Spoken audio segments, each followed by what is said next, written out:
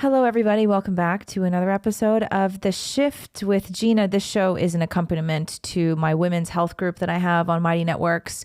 The link is in the description for women only. Sorry, guys. It's a health and wellness group where we work out every week together. I do some exclusive content and live streams every week, recipe shares. We're always doing health challenges, and we're always doing some, live streams and stuff about culture and anything related to women's issues. But I wanted to start doing some more content, some more long form content that's available to everyone that kind of goes along with what we're talking about in The Shift. So today we're going to talk about the announcement of Tess Holiday partnering with H&M because they're expanding their plus size offering. But before we talk about that, I think we have to at least address the Nashville shooting. For those of you who don't know, we live in the Nashville area. That school is pretty close to us, 25 minutes away from us. And Nashville is not a very big town, so everyone knows someone who is connected to someone at the Covenant School. And I think that there's plenty of content out there right now that addressed what happened and the response to it. And, I think there's enough out there about, I don't even want to get into all the trans stuff because I'm honestly sick of talking about it. But I think there's something that is particularly upsetting about the response to the shooting is that they've just martyred this person. I don't even want to say her name. But what just really irks me is that you get online and you see all of these celebrities and influencers and just even regular people who are posting stuff about trans rights. Like Madonna announced the day after the shooting, one day after 6 people were slaughtered in an elementary school by a mass shooter who identified as trans. The day after, Madonna announces that she's doing this huge benefit concert in Nashville for trans rights. And the proceeds of the concert are going to some sort of trans rights group. And she posted this horrendous caption about how trans people are, quote, the most vulnerable population in Nashville. After 3 Christian children were shot at the place that they go to school. And that's just one of many examples. People are like, oh, Madonna's irrelevant. Who cares? That's just one of many, many examples of so many people online posting pro-trans stuff. This may be the first, maybe not, you can correct me if I'm wrong. It may be the first mass shooting in America that the shooter has been somehow made to be the victim. She's the victim in all this. She's the one who was dealing with so much hate. And now all the trans people are suffering even more because she was sad that her identity wasn't confirmed. And so she murdered 6 people. And so we need to martyr her and have concerts and release content and memes and hashtags about trans people. Even people in the fitness community. I know some gyms that are releasing all this content about saying they support trans people. We stand with you. We stand with you, trans people. You're not alone. It's just really nauseating. It's really sickening. And I think it just confirms what I say all the time. We live in the upside down, where right is wrong and wrong is right. Oh, look, 6 innocent people were shot to death in an elementary school on a Monday morning. Let's celebrate the killer. Let's celebrate the mass shooter and her identity, her public identity, and let's celebrate the community with which she identified after she killed 6 innocent people in an elementary school. This is the backwards world that we live in, and somehow people think that's a compassionate thing to do. Every single social media post I see about pro-trans rights, Trans Day of Visibility, none of these accounts have expressed any condolences or sadness for the victims' families. Who cares about the 3 9-year-old kids and the 3 adults who got killed on Monday morning? Nobody cares about them. We need to celebrate trans people because they're so oppressed. Trans people are the only, okay, maybe not the only, one of the only oppressed groups, but really it's actually any oppressed group at this point, so-called oppressed group is like this, that gets positive attention and praise and glory and sponsorships and They get propped up by the mainstream media. Every single mainstream machine in American culture today supports and bows down to trans people. Not even just supports them, but they bend over backwards to appease to them. Every single mainstream machine, all the major corporations. Look at Bud Light. Bud Light just did a partnership with Dylan Mulvaney, that guy who, the gay guy who pretends like he's a girl, and he did the 365 days of girlhood or whatever. Yeah, Bud Light made a beer can with his face on it. And then it's just ironic to me that they turn around and they still claim that they're oppressed. You have every major mainstream machine behind you: academia, media, Hollywood, the government. Most of the government's behind you too. And you want to turn around and say you're oppressed. Anyway, I want to say, I think that part of the response to the shooting is particularly disheartening. It's a black pill to me. It made me so angry to see even some people I know, even people in the fitness world, yoga teachers and trainers, and they're all posting this stuff about pro-trans, protect trans people. What about protect Christian kids? What about protect kids in general? It's just a really upsetting thing. But, it always brings me back. I think one thing that I have been thinking about a lot, because I've done a lot of YouTube content and social media content about just the state of American culture. And sometimes I talk about politics, and it always brings me back to, what are we really doing here to move the needle forward? Because I'm getting a little bit sick of the outrage content. I'm kind of sick of sitting around and complaining about everything all the time. I don't know exactly what it's doing to just sit around and complain. And so I always come back to, what can we do to move the needle forward? What can we do to create some change? And it always comes back to, we have to start with ourselves. We have to start with our families, and we have to start with our own communities. And that's why I've been in the health and fitness world for the last 10 years now. It's been a decade. And that's why I always put so much time and effort into helping people with whatever needs that they have in terms of health and weight loss. Because once you are healthier, you are able to serve your family better, you are able to serve your community better, and eventually able to serve your country better. And I think that all this outrage stuff that is easy to get caught up in, we still have to come back and ask ourselves, what are we really doing to make things a little bit better? And as trivial as it sounds to talk about weight loss and health and diet and nutrition, it's not trivial. It's really the foundation of everything. Because if you can't even take care of yourself, how do you expect to take care of anybody else? It's always just like Jordan Peterson always says, if you can't make your bed and take care of your own home, how do you expect to change what's going on in the culture and in the greater world around you? Well, it's the same thing with your health. So that's why when I saw this big story about Tess Holiday and H&M, it's definitely worth talking about, because there's a couple of different facets here that are worth addressing.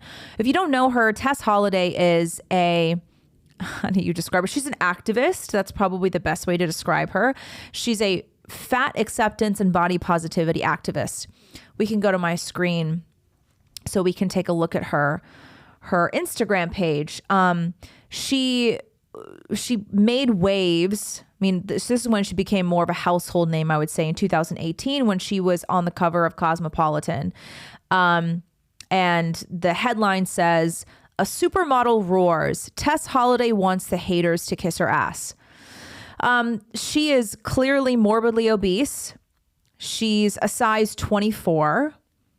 And all of her content is about fat acceptance. She coined a hashtag called F Your Beauty Standards. And she's always posting selfies and videos and content about how important it is to love your body just the way that it is. She rages against diet culture. She recently came out, this is a funny one, she recently came out and said that she's anorexic. I'm not joking. She recently came out and said that she's anorexic. That's not a joke. She said that she has an eating disorder, and she said that she doesn't eat enough food. I mean, okay, I don't know what we're really doing here, but this is Tess Holiday. She posted a recent photo on her Instagram and shared a screenshot of a Vogue article called "H&M is expanding its plus size offering with help from Tess Holiday." And then she shares some screenshots of her, presumably in the in the H&M offices, talking about how to expand the sizes. And so here's the article from Vogue. And they're talking about expanding the feature products up to size 4XL for women and 3XL for men, rolling out across the country online and up to 2XL in the store.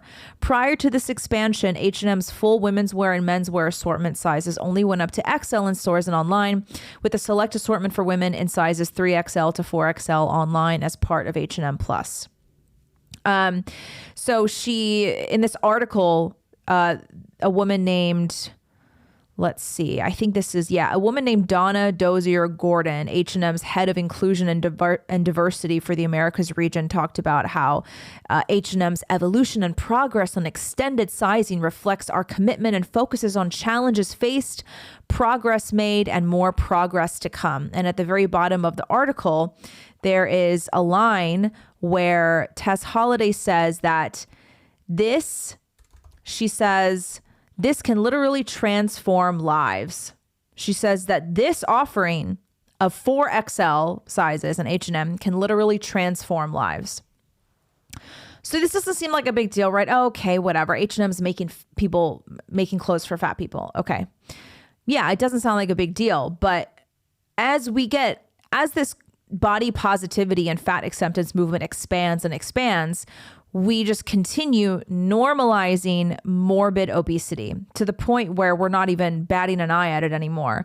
I shared a meme a while ago of a photo of, probably in the early 1900s, it was like a circus attraction of the world's fattest man. And he looks like just an average person that you see at Walmart. And he's definitely smaller than Tess Holiday. You know, this was the attraction for the world's fattest man. And today that is considered very normal. And people think that it's not a big deal. And they think that they call you some sort of bigot or fat phobe for even pointing this out. But there's something really sinister happening here. You know, what's happening with things like this of H&M expanding their plus size fashion line to 4XL. What's happening here is that they're doing everything they can to normalize obesity. And if you flip it on its head, and if you think about applying the same logic to drug addicts or alcoholism, right? We would never bend over backwards to try to normalize someone who is addicted to heroin. Someone who's addicted to food, who is at the size where you need 4XL to fit your body. It comes back to this question. It's like, people expect society, a normal society. We are, by all accounts, we are a normal society that has normal clothing sizes for normal people. And we've gotten to the point now where people who treat themselves abnormally and who have abnormal metabolic disorders, they expect society and the culture to bend over backwards and to change the way that the entire society functions to meet their abnormal needs. Just like all the TikTok content that you see about people complaining that the airplane seats are not big enough and the seatbelts are not large enough.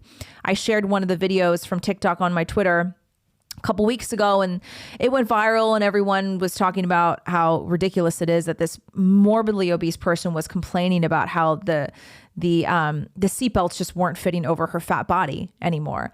And then there were a couple people that were like, you know, I can't believe you would say this. This is so offensive. How could you share this and shame them? It's really the airline's fault because the airline has been making airplane seats smaller for a long time. And they're just constantly trying to find ways that society is mistreating them, that our culture is not changing enough to fit their abnormal needs.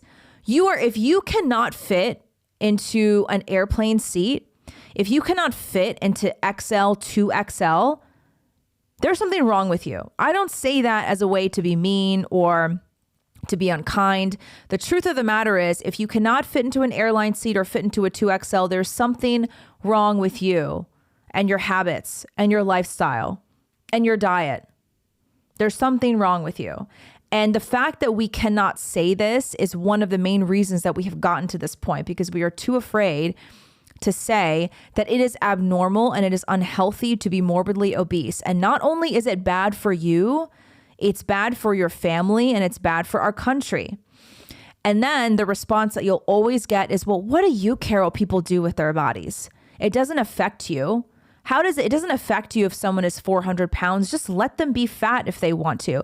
It's no skin off of your back. Why do you care about policing people's bodies? You see that question a lot, right? This is such a liberal modernist take that I am sick of accepting. So, and you sometimes even hear this from people on the right. I don't really care if people want to be fat or people want to be trans. It doesn't really affect me. This is not at all what the early conservative thinkers thought or posed or wrote about. Society is a living organism. When one part of society starts to decay away, that has a real effect on the rest of society. And even if you want to get down to the practical answer of how obesity affects our society, it puts a big strain on our healthcare system. It affects productivity, which affects our economy. It affects fertility, health, and thus the birth replacement rate, which affects future generations. And it even comes down to spiritually. Why would you want someone to eat themselves to death?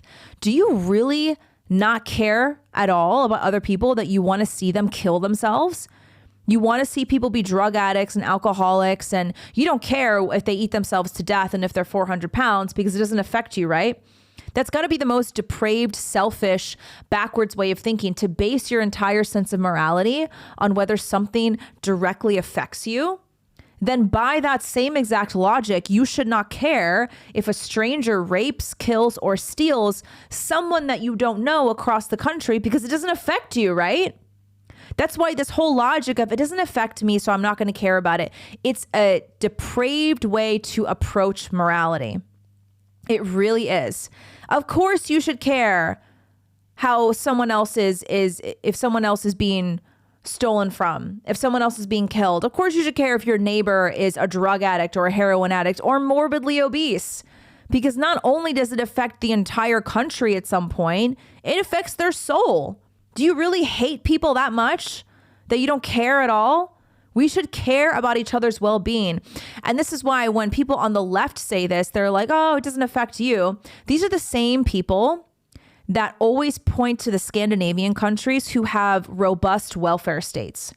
Norway, Denmark, Sweden, they have these robust welfare states where they have free healthcare. Yeah, they pay high taxes, but they have long maternity leaves. They have all of this as provided by the state, or at least demanded by the state. And then these are the same people that say, what do you care what people do with their bodies? You know the reason why Scandinavian countries have free healthcare? Number one, it's because they have racial homogeneity and they see each other as brothers and sisters. They see each other as their family. So they're willing to pay high taxes and they're willing to take care of each other. And yet the same people on the left who want that, they can't even care enough to help their neighbor not be obese. They would rather pat themselves on the back, virtue signal, and talk about the importance of accepting and being inclusive and letting the people be fat and obese and eat themselves to death. And then you end up not only with accepting obesity, but you end up with praising it and glorifying it and seeing Tess Holiday and H&M be featured in this huge partnership because they're making clothes up to size 4XL.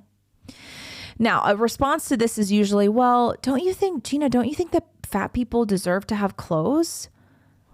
And like when you see these fitness ads of really fat people working out, they're like, don't you think that fat people deserve to have workout clothes too? Like they should be able to work out too.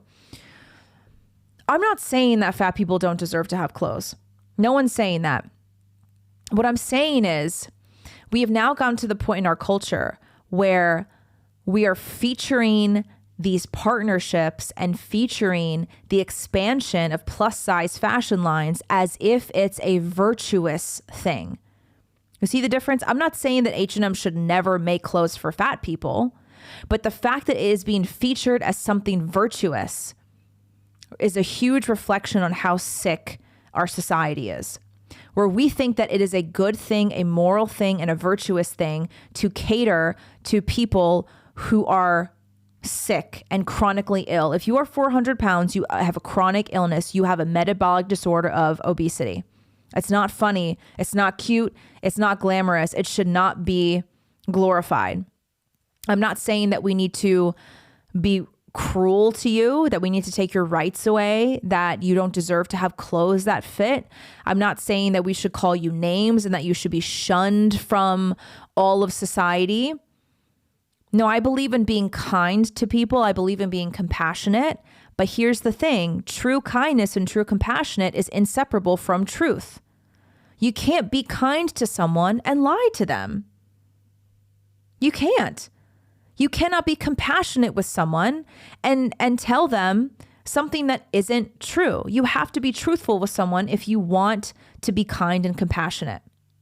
And when we see things like this in the culture, Vogue and People and all these mainstream media outlets glorifying Tess Holiday working with H&M and how it's such a wonderful thing to provide to provide obese people with the ability to feel seen and accepted and included. That's not a virtuous thing.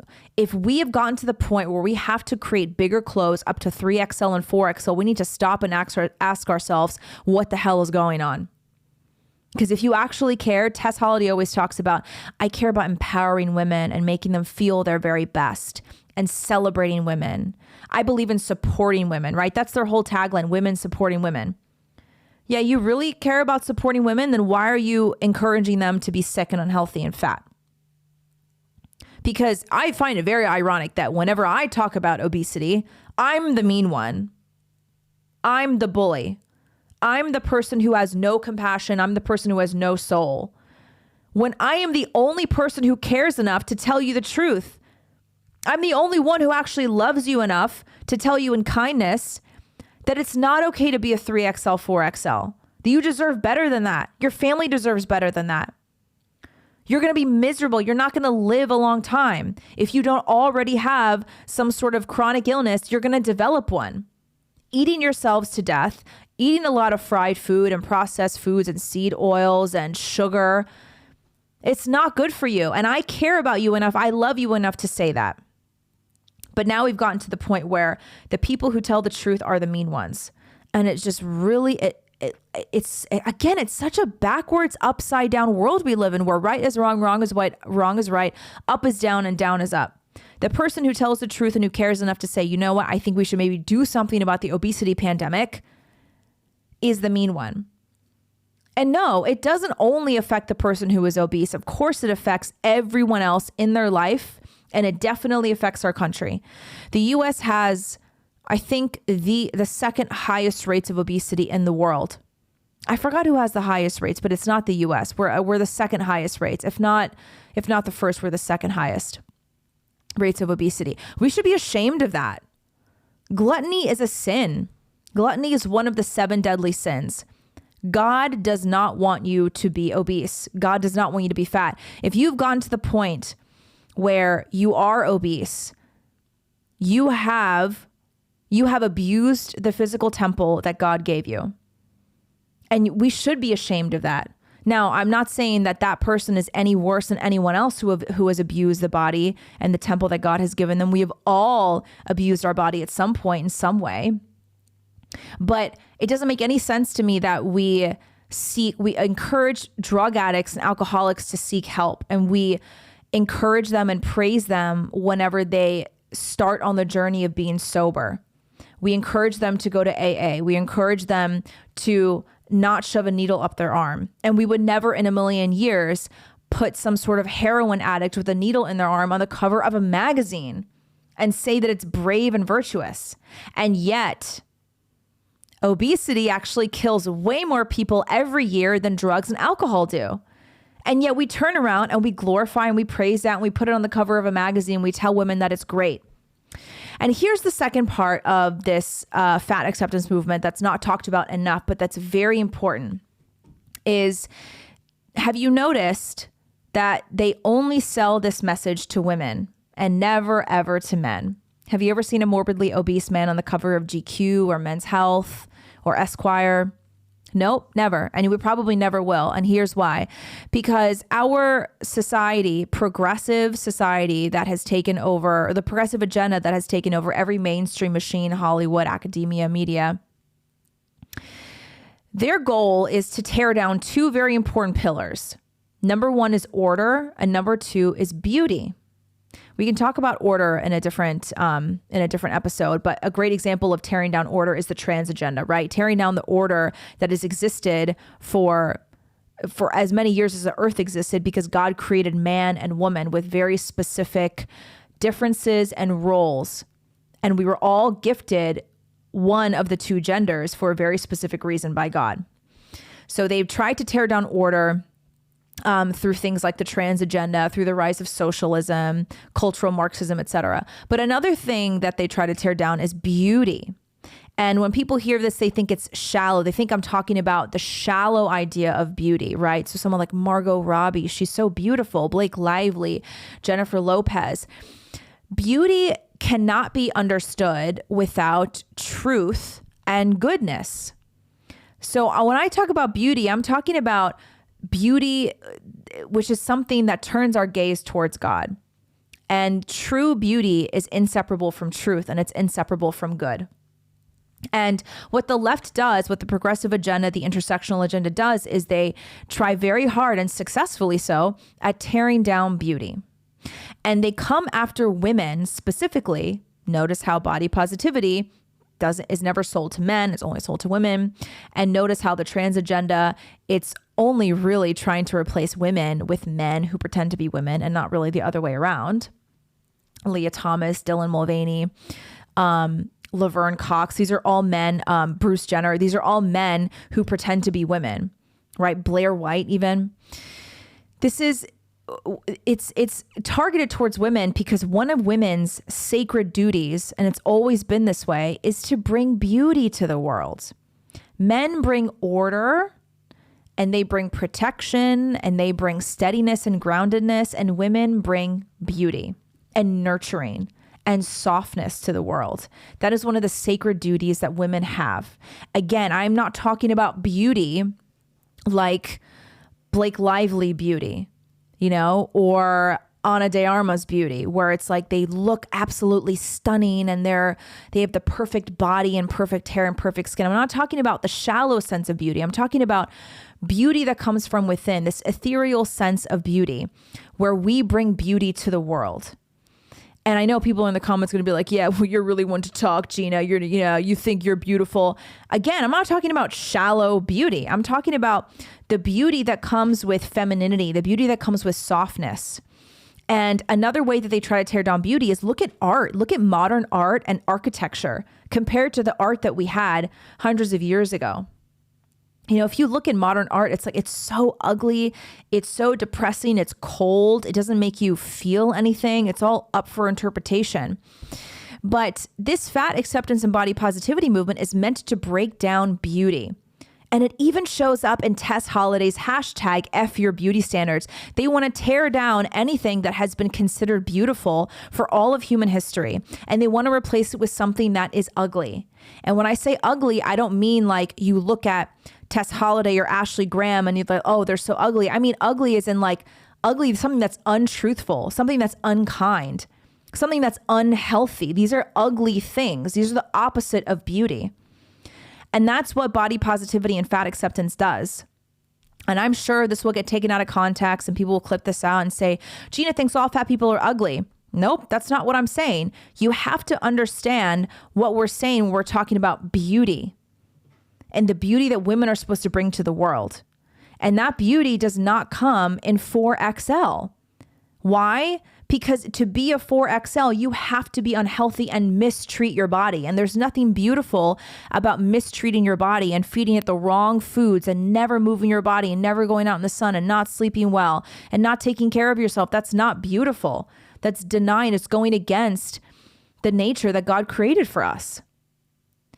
So that's why there's something much deeper going on with the fat acceptance movement that people are not talking about enough. It matters that our society is trying to tear down beauty, because when you start to take beauty away from women and you encourage women to destroy their own beauty, it starts to eat away at our souls. It starts to eat away at our femininity. It starts to eat away at our self-esteem. It starts to eat away at the way that we're able to be wives and mothers and how well we're able to nurture. These are all really important things, which is why it's no coincidence that at the same time you have the rise of feminism, the rise of fat acceptance, you also have the rise of single unmarried women who are never going to have kids and who are on antidepressants. They wake up at 10, 11, 12 every day. They're unhealthy. They drink constantly. They do drugs. They're sexually promiscuous. Morgan Stanley predicted that by 2030, which is in 7 years, 45% of women between the ages of 25 and 44 will be single and childless. 45%. Half of women, basically, in their childbearing years are going to be single and childless. You think it's a coincidence? It's not a coincidence. It goes hand in hand. That's why feminism and fat acceptance, they're inseparable. They're inseparable. You cannot have fat acceptance without encouraging women to deny their own nature and to tear down their own beauty. So that's why, I see all this F your beauty standards, and it's not us that need to change. It's our society's patriarchal beauty standards and misogynistic beauty standards that needs to change. I'm not saying that beauty is a size 0 or the heroin chic look that came from the 90s. I'm not saying that. Again, beauty comes from within. It's something that is rooted in your femininity and your honesty and your softness and your kindness and the way they're able to nurture and how you make people feel and what you bring to the world. Women bring beauty, each in our own ways. Every woman brings beauty to the world in their own ways. But that beauty, again, is inseparable from truth and good and health. In order to really be beautiful and bring your own unique beauty to the world that God equipped you with, you have to be healthy. You have to take care of yourself. And that's why it is worrisome. It's concerning that we're now seeing all this praise for 4XL and 3XL. Oh my gosh, yay. All these sizes, they're going to make women feel empowered and make women feel good. You guys don't care about empowering women. If you did, you'd be encouraging them to be healthy. So that's it. That's all I have to say about this. We'll come back and do some more content on, I'm going to do an episode soon on Ozempic, which is the wonder weight loss drug that allegedly is what is making everyone in Hollywood suddenly drop a lot of weight. A lot of influencers are using it. We're going to talk about what is Ozempic. Why is it being hailed as the solution to the obesity pandemic, etc. But if you are someone who wants to get healthier, learn more about how to eat well, take care of yourself, develop some good habits, cook more at home, or if you're trying to lose weight, wherever you are on your health journey, if you want to work out more, join my group, The Shift. It's for women only. We host it on Mighty Networks. Every Monday we do a live workout together. Every Thursday I do a live stream or a webinar on some sort of health and wellness topic. I do a recipe share every Tuesday. We're always doing health challenges together. If you can't make it to any of the workouts or live streams, they're all recorded in the platform. So click the link in the description to join. We have a lot of women who are brand new to fitness, so you don't have to have any experience working out. We have a lot of women who are on some serious weight loss journeys. So join us. It's a really great place for women to talk honestly about where they are with their health and with their lifestyle. That's the place where I'm really passionate about helping women get healthier and take care of yourselves, because it's our duty to be healthy and to bring beauty to the world so that we can not only be at peace with ourselves and honor God, but also to honor our family and to take care of the people in our life who need our nurturing and need our care, whether it's children or family or your adopted family. So take care of yourselves and see you later. Join the shift. Bye.